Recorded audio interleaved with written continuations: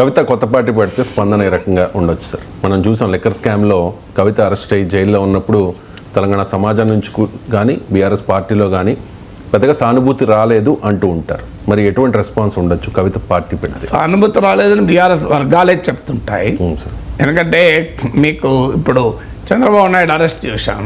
Chandrababu Naidu arrest ఒక రకంగా జగన్కు వ్యతిరేకతను పెంచడానికి ఉపయోగపడ్డది. ఈవెన్ సర్వేల్లో కూడా వ్యక్తమైంది. తెలుగుదేశం ట్రెడిషనల్ ఓటర్స్ కాని వాళ్ళు కూడా చంద్రబాబు అరెస్టును వ్యతిరేకించారు. అందుకే ఇప్పుడు జగన్ అరెస్ట్ చేయడానికి చంద్రబాబు నాయుడు ఇంత ఆలోచించడానికి కారణం లేదంటే వీళ్ళందరికన్నా ముందు జగన్ను లోపలేసేవాళ్ళే కదా. సో అందువల్ల మీకు కేసులు పెట్టడం వేరు, లోపలేయడం వేరు. సో అన్ని సందర్భాల్లోనూ ఆ రకమైన సానుభూతి వస్తుందా అనేది క్వశ్చన్ మార్క్ అని ఉంటుంది. బట్ కవిత లిక్కర్ స్కామ్లో అరెస్ట్ అయితే బీఆర్ఎస్కు పెద్ద పొలిటికల్ మైలేజ్ అయితే ఏమాత్రం రాలేదనేది నిజం, దాంట్లో అనుమానం లేదు. సో అయితే దాన్ని బట్టి మనం పార్టీ పెడితే స్పందన ఎలా ఉంటుంది అనేది ఇప్పటికిప్పుడు మనం అంచనా వేసి ఆమె పార్టీయే పెడుతుందని ప్రకటించలేదు. పార్టీ పెడుతుందని ప్రకటించక ముందే మనం 8వ తరగతి ఉండగానే ఐఐటీలో సీట్ రాదని ఫోర్కాస్ట్లు చేయలేం కదా. అందువల్ల we should give her an opportunity. రాజకీయాల్లో ఎవరు ఎలా ప్రభావాన్ని చూపుతారో మనం ఎవరము ఊహించలేము. ఎందుకంటే వచ్చిన ఆపర్చునిటీస్ ఎలాంటివి, రాజకీయ వాతావరణంలో ఏ మార్పు వస్తుంది, ఆ ఆపర్చునిటీస్ని ఎలా ఉపయోగించుకుంటారో అనేది ఉంటుంది. అసలు జిహెచ్ఎంసీలో 2 సీట్లు గెలవడానికి కష్టపడ్డ కాంగ్రెస్ పార్టీ అధికారంలోకి వచ్చింది. ఉప ఎన్నికల్లో 3000 ఓట్లు హుజురాబాద్లో సిట్టింగ్ సీట్ హుజూర్ నగర్ ఓడిపోయి, పార్టీ వెటరన్ జానారెడ్డి ఓడిపోయి, అసలు కాంగ్రెస్ ఎక్కడ అన్న పార్టీ రాష్ట్రంలో అధికారంలోకి వచ్చింది. పవన్ కళ్యాణ్ తాను పోటీ చేసిన 2 సీట్లలో ఓడిపోయి నెక్స్ట్ ఎలక్షన్లకు వచ్చారు 100% స్ట్రైక్ రేట్తో 21 సీట్లు గెలుచుకున్నాడు. సో రాజకీయాల్లో ఏం జరుగుతుంది అనేది ఎవరము ఖచ్చితంగా నిర్ధారించలేము. 151 సీట్లున్న జగన్ 11 సీట్ల పరిమితమవుతారని చంద్రబాబు నాయుడు కూడా ఊహించాడా? Captaincy is about making right decision whether on the field or off the field. इसलिए मैं कंट्री डिलाइट पर भरोसा करता हूँ. They deliver 100% pure buffalo milk to my doorstep by 7 AM. Don't just enjoy our matches. Enjoy village fresh buffalo milk too. Download the Country Delight app. So అందువల్ల politics అనేది అనేక factors పైన ఆధారపడతాయి. It's not a simple formula. ఇంకో A+B² = A² + 2AB+B² అన్నట్టు కాదు. It's not an algebraic equation. So it's a very very dynamic situation, అంటే evolve అవుతూ ఉంటుంది. అందువల్ల ఒకటి మాత్రం చెప్పచ్చు, కవితకు ఉండే సవాళ్ళు ఏంటి అనేది మాత్రం చెప్పగలను తప్ప ఆమెకు అవకాశాలు ఎలా ఉంటాయని ఊహించలేదు. సవాళ్ళు ఉన్నప్పుడు ఆమె బీఆర్ఎస్ నుంచి ఇప్పుడు ఆమెకు ఎక్కడి నుంచి రావాలి సపోర్ట్ బేసు? బీజేపీ మద్దతుదారులు అయితే కవిత వైపు రారు, కాంగ్రెస్ మద్దతుదారులు కవిత వైపు రారు. ఇక ఆమె ఎవరిని కూడగట్టుకోవాలి? ఆమె బేస్గా బీఆర్ఎస్ను మ్యాక్సిమంగా స్ప్లిట్ చేయగలగాలి. బీఆర్ఎస్ను స్ప్లిట్ చేయగలిగితేనే ఆమెకు బేస్ ఉంటుంది. ఇప్పుడు మీకు ఉద్ధవ్ ఠాక్రే శివసేనను విడిపోయి ఏక్నాథ్ షిండే ఎక్కడి నుంచి తెచ్చుకున్నాడు బలం? శివసేన ఫాలోయింగ్నే తెచ్చుకున్నాడు. అజిత్ పవార్ ఎక్కడి నుంచి తెచ్చుకున్నాడు? ఎన్సీపీ బలాన్నే తెచ్చుకోగలిగాడు. అందువల్ల రేపు కవిత అయినా బీఆర్ఎస్ను స్ప్లిట్ చేయగలగాలి. ఇప్పుడున్న రాజకీయ వాతావరణం అయితే బీఆర్ఎస్ చాలా బలంగా కేసీఆర్ వైపు ఉంది. రేపు వ్యూహాత్మకంగా కాంగ్రెస్లో చేరాలనుకునే ఎమ్మెల్యేలు కవిత వెంబడి వెళ్తారా?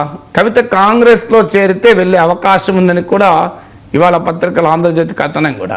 అంటే కవిత కనుక కాంగ్రెస్లో వెళ్ళాలనుకుంటే దీన్నే అదనగా చేసుకొని జిహెచ్ఎంసీ ఏరియాలో ఉన్న ఎమ్మెల్యేలు కవిత నాయకత్వంలో కాంగ్రెస్లో చేరతారని కూడా వస్తుంది. అలా అనుకున్నప్పుడు వాళ్ళు మరి కవితతో వస్తారా? అంటే బీఆర్ఎస్లో ఆపరేషన్ కనుక 2/3 ఎమ్మెల్యేలను కనుక కవిత వైపు వస్తే ఈ యాంటీ డిఫెక్షన్ లా కూడా ఉండదు.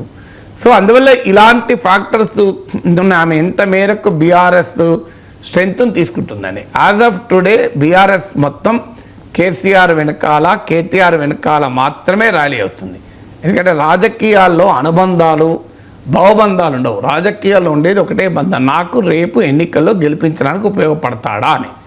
గెలిపించడానికి ఉపయోగపడతారు అనుకున్నప్పుడు చేరుతారు, ఉపయోగపడాలనుకున్నప్పుడు వదిలేస్తారు. ఇందులో ఏ సెంటిమెంట్లు రాజకీయాల్లో ఉండవు. సిద్ధాంతం వెళ్ళినప్పుడు సెంటిమెంట్ ఎక్కడ రాజకీయానికి? రాజకీయం water is colourless, tasteless, odourless అంటారు కదా. రాజకీయం కూడా సెంటిమెంట్లెస్, ఎమోషన్లెస్, ఏది ఉండదు, ఐడియాలజీ లెస్. అందులో రాజకీయాలు ఏది ఉండదు. రాజకీయాలు ఉండేది ఒకటే, పవర్. నన్ను రేపు గెలిపించడానికి కవిత ఉపయోగపడుతుందా, కేటీఆర్ ఉపయోగపడతాడా అనేది మాత్రమే క్రైటీరియా.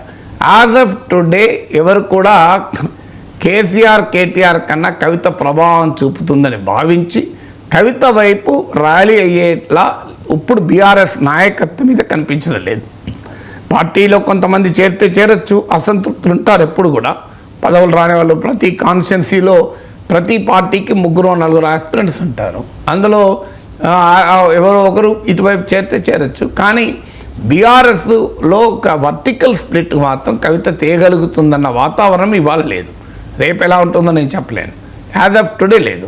రెండవది, ఒక సంథింగ్ యునీక్ ఐడియా తెలంగాణ సమాజాన్ని క్యాప్చర్ చేయగలిగే కాంగ్రెస్, బీజేపీలు, బీఆర్ఎస్లు చెప్పలేని కొత్త ఐడియాతో ఆమె క్యాప్చర్ చేయగలగాలి. అది రెండవది.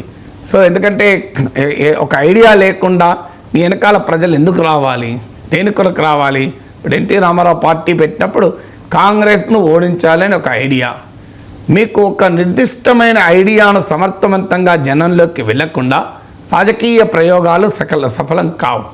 సో అందువల్ల ఆమె ఏ ఐడియాతో రాగలుగుతుంది అనేది రెండవ క్వశ్చన్.